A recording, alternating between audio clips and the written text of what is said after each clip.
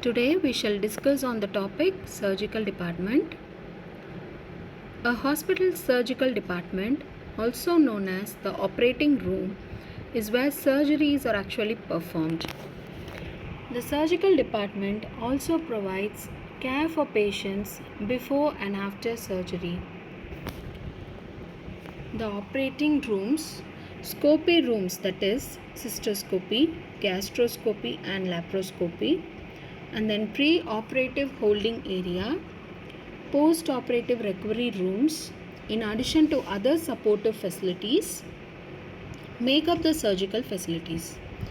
The preeminent position of the surgical department in the hospital can be appreciated when one realizes that in a typical general hospital, surgical patients represent 50 to 60% of the admissions, and a good percentage of them undergo surgery. They also account for an appreciable quantum of work of and revenue from ancillary departments. Okay, this is the operating room, then scopy room, pre-operative holding area, and then post-operative recovery room, which contribute for the surgical facility. This is other supportive facility. Surgical patients are of three types: inpatients, outpatients, and ambulatory surgery patients. Inpatients, as the name indicates, are those who are hospitalized for surgery. The length of their stay before surgery depending on their condition and the need to complete pre-surgery test. Outpatient surgery is generally limited to minor surgical procedures requiring local anesthesia. Patients are admitted for surgery and discharged on the same day. The terms ambulatory surgery, also called same-day surgery, and outpatient surgery are often erroneously used interchangeably. Ambulatory surgery generally involves more extensive procedures than outpatient procedures and may require general anesthesia. The patient has his preoperative test early as an outpatient and gets admitted in the afternoon of the previous day to be prepared for surgery the next day, or arrives very early on the same day of the surgery.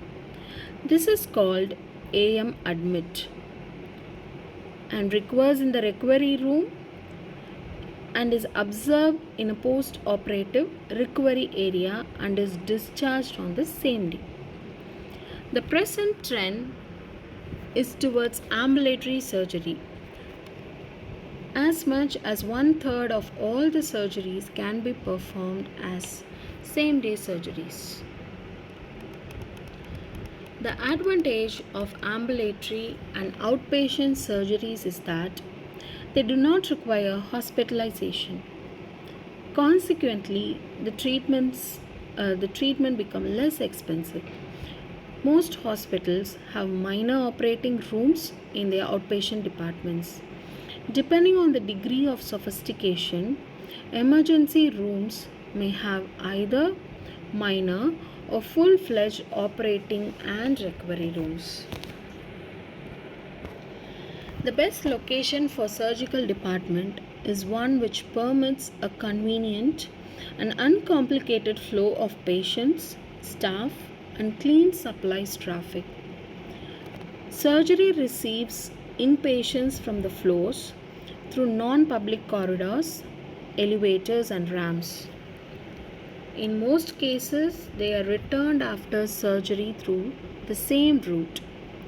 Convenient access to elevators is therefore essential. With regard to services,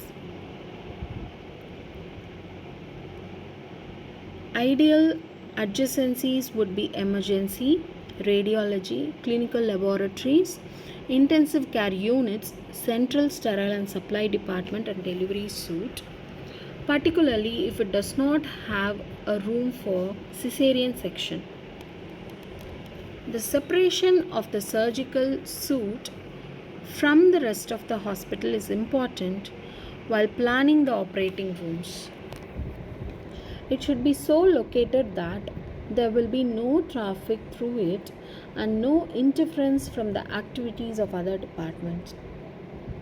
To this end, the surgical suite might occupy a whole lot of floor in large hospitals, and in others, it should be placed at the end of the wing. Thank you.